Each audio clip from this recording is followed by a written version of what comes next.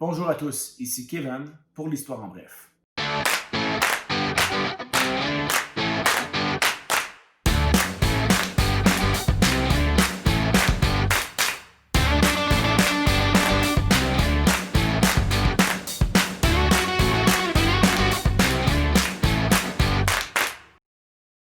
Aujourd'hui, je vous parle en fait des batailles qui vont inclure le corps expéditionnaire canadien lors de la Première Guerre mondiale.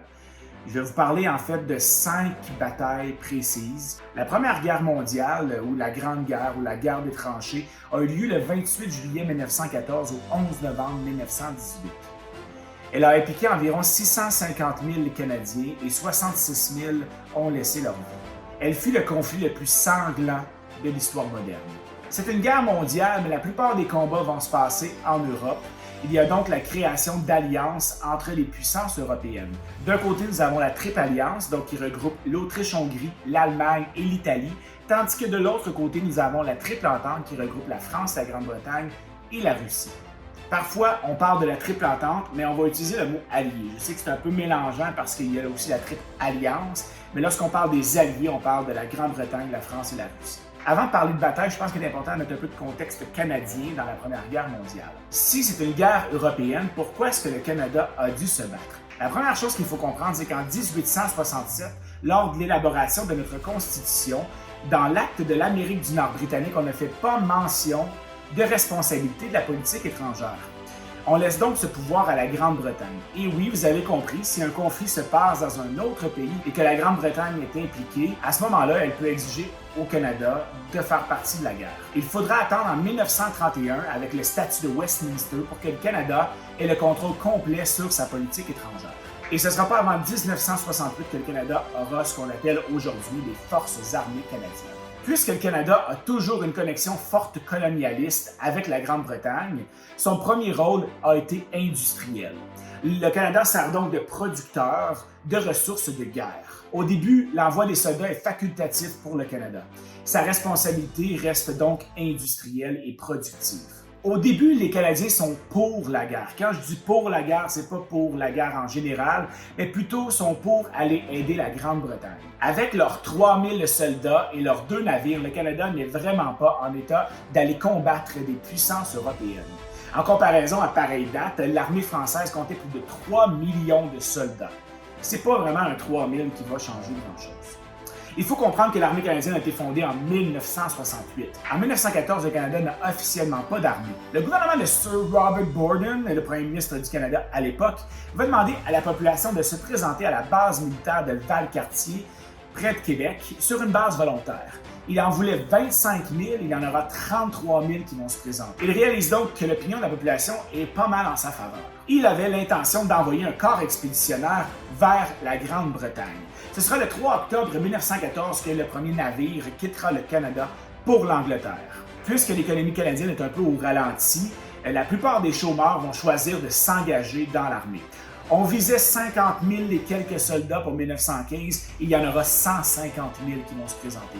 En visite en Angleterre en 1916, Borden est tellement impressionné qu'il va promettre à l'Angleterre l'envoi de 500 000 soldats sur une toute petite population de 8 millions d'habitants.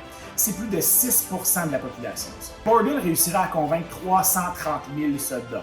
Énorme, mais insuffisante par rapport aux attentes de la Grande-Bretagne. La Grande-Bretagne exercera une grande pression sur le Canada pour qu'il en envoie plus. Avec de plus en plus de techniques de recrutement douteuses qui pouvaient ressembler à des techniques utilisées dans des systèmes autoritaires, l'opinion canadienne se divise. Les Canadiens sont de moins en moins fervents à cette guerre et pour eux, c'est de moins en moins la leur, tout simplement. Dès leur arrivée, plusieurs soldats sont désenchantés, surtout les officiers supérieurs qui doivent être rétrogradés puisque l'armée anglaise prendra le contrôle presque complet des bataillons canadiens. Et si c'est pas assez, le ministre de la milice canadienne à l'époque, Sam Hughes, exigera l'utilisation des fusils Ross, fabriqués au Canada. On veut encourager l'économie canadienne, mais c'est pas la meilleure idée finalement.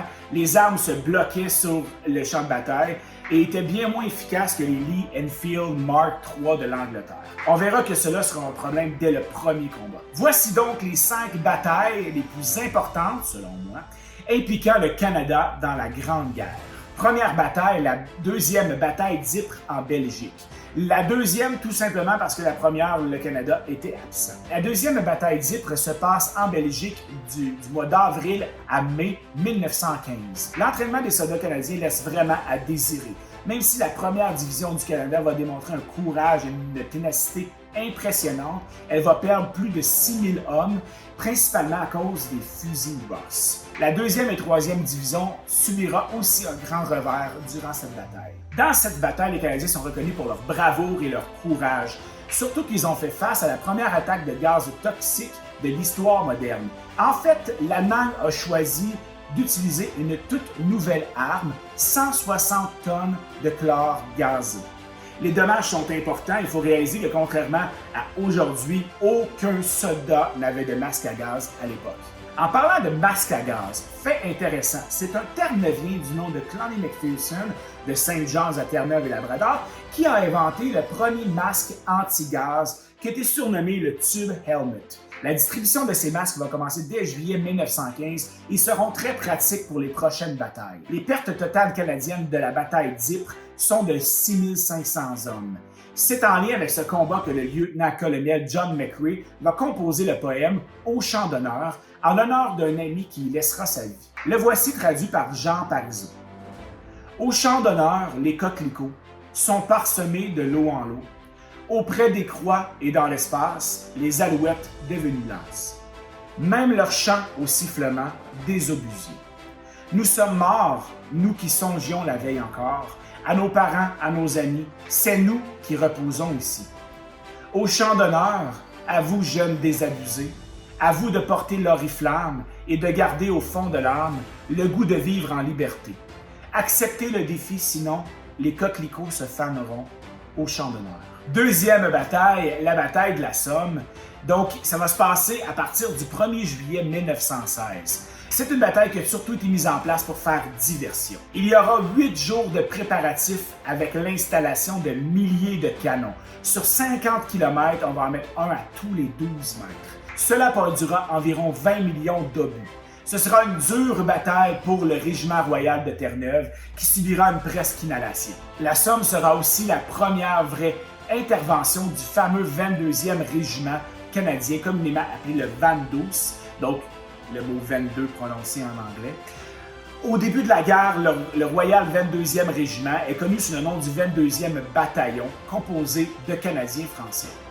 La raison de la création du 22e régiment, c'est qu'il y a beaucoup de francophones qui veulent défendre leur pays, mais qui veulent aussi le faire dans leur langue maternelle. Le 22e régiment, ou le 22e bataillon à l'époque, est le seul régiment ou bataillon francophone du corps expéditionnaire canadien. Plus précisément, puisque Terre-Neuve n'est toujours pas une province canadienne en 1916, le Canada fera donc son apparition dans la guerre de la Somme le 30 août 1916 pour venir en renfort aux Britanniques qui éprouvent beaucoup de pertes face aux mitrailleuses automatiques des Allemands. C'est vraiment le 15 septembre que les Canadiens seront mis de l'avant.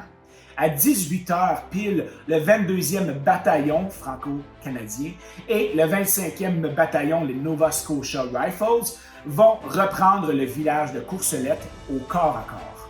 Même si c'est une belle victoire pour les Canadiens, 682 sur les 800 hommes du 22e bataillon vont périr sous le commandement du lieutenant-colonel Thomas-Louis Tremblay de Chicoutimi à Québec. Aujourd'hui, à Terre-Neuve, le 1er juillet de chaque année est le jour du souvenir qui commémore le travail et les malheureuses pertes du Régiment royal de Terre-Neuve durant la bataille de la Somme.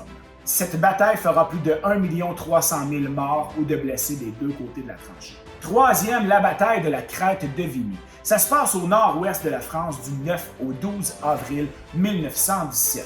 Sans aucun doute, il s'agit de la victoire militaire canadienne la plus célèbre encore aujourd'hui. Cette bataille est souvent associée avec la naissance de l'identité canadienne. Son contexte, il faut comprendre qu'en 1917, la Première Guerre mondiale est devenue clairement une guerre d'endurance et d'usure. La Triple Entente vit une pression de plus lorsque, en Russie, la révolution fait rage. Les bolcheviks menacent de sortir tout simplement de cette alliance avec la France et l'Angleterre.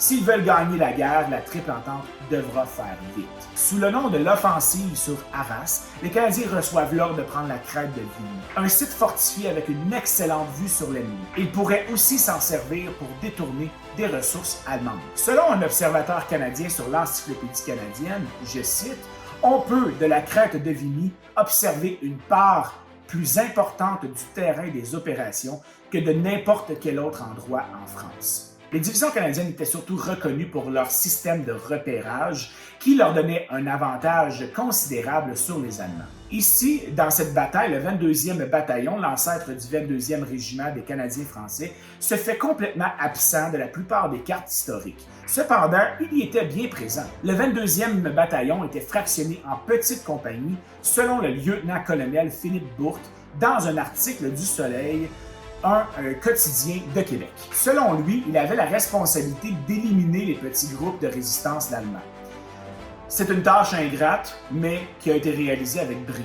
Les soldats étaient prêts. À 5h30 le 9 avril 1917, 15 000 Canadiens sont sortis des tranchées. Ils ont réussi à s'emparer de la majorité de la crête ce jour-là. C'est un moment important puisque c'est la première fois que tout le corps expéditionnaire canadien se bat ensemble. En plus, c'est une victoire importante contre les Allemands. Ça aide à forger une identité. Quatrième bataille, la campagne de Passchendaele ou encore la troisième bataille d'Ypres. Ça va se passer du 31 juillet au 10 novembre 1917.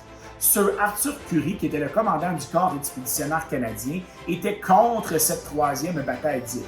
Pourquoi? Parce que les deux autres n'ont pas vraiment bien été. Puis en plus, les conditions du terrain sont complètement affreuses. Il y a plein de boue et en plus, il y a des corps morts et des cratères un peu partout. C'est vraiment pas avantageux pour une attaque. Cependant, c'est pas Arthur Currie qui choisit si on va ou on ne va pas en guerre. Donc, c'est Sir Douglas Haig, qui était le commandant britannique à l'époque, et c'est lui qui avait le pouvoir d'obliger les Canadiens à se battre, ce qu'il a fait ici. Les Canadiens se sont cependant bien préparés. Les troupes arriveront dans les Flandres à la mi-octobre, en relève aux troupes australiennes et néo-zélandaises. Le corps expéditionnaire canadien comptait environ 100 000 soldats à Passchendaele. Plus de 15 000 furent blessés et 4 000 ont perdu leur vie. Il y a eu quelques belles victoires durant la campagne de Passchendaele, comme la bataille de la Côte 70 à Lens, en France. Dans le but de prendre la ville de Lens, en France, le corps expéditionnaire canadien va réussir à résister à 21 contre-attaques allemandes. Dans cette bataille, près de 3 fois plus d'Allemands sont blessés que de Canadiens. Le général Currie avait même dit, et je cite, « Ce fut une grande, magnifique victoire. Le grand quartier général le considère comme un des plus beaux exploits de la guerre. » Cette bataille donnera beaucoup de confiance au corps expéditionnaire canadien. Fait intéressant, le tireur d'élite Francis Peganagabo de la nation Anishinaabe a reçu une première barrette, une partie d'une médaille, pour sa bravoure à Passchendaele. Il deviendra le combattant autochtone le plus décoré de l'histoire du Canada. Durant la Première Guerre mondiale, plus de 4000 membres des nations autochtones se sont enrôlés dans la guerre. Cependant, évidemment, les archives ne sont pas complètes là-dessus. Il y aura plus de 275 000 victimes du côté de la Triple Entente et 220 000 victimes du côté de la Triple Alliance. Je suis pas mal sûr qu'on peut appeler ça une défaite des deux côtés. Cinquième bataille, la bataille d'Amiens. C'est une attaque qui est planifiée par le général français Ferdinand Foch. Ça se passe dans la région d'Amiens, dans le nord de la France. Le but, c'est de protéger la voie ferrée. Qui va aider? En fait, le corps expéditionnaire canadien, la 4e armée britannique, la 1re armée française et le corps expéditionnaire australien. Avec une coordination hors de l'ordinaire, le 8 août à 4h20 du matin, le corps expéditionnaire canadien va se lancer à l'attaque contre la 4e armée allemande. Aidés de 600 chars d'assaut et de 2000 avions, les Allemands ne s'entendaient vraiment pas à une attaque de cette ampleur-là.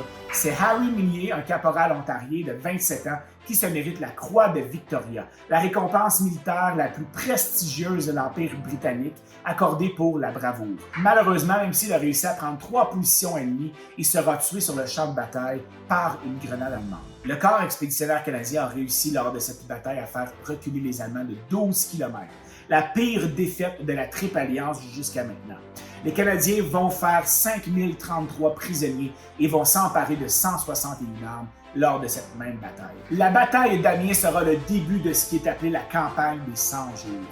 Le 11 novembre 1918, cette campagne prendra fin avec l'armistice de 1918. Le cessez-le-feu aura lieu à 11 h le 11e jour du 11e mois. Pour cette raison, chaque année depuis 1931, nous célébrons le jour du souvenir pour se rappeler des sacrifices de ceux qui sont tombés au combat ou encore pour rendre hommage aux hommes et aux femmes qui défendent ou qui ont défendu notre pays. Et suite au poème de John McCrae, le coquelicot est porté en signe de respect pour ceux qui sont tombés au combat. Je vous remercie d'avoir écouté la vidéo jusqu'à la fin.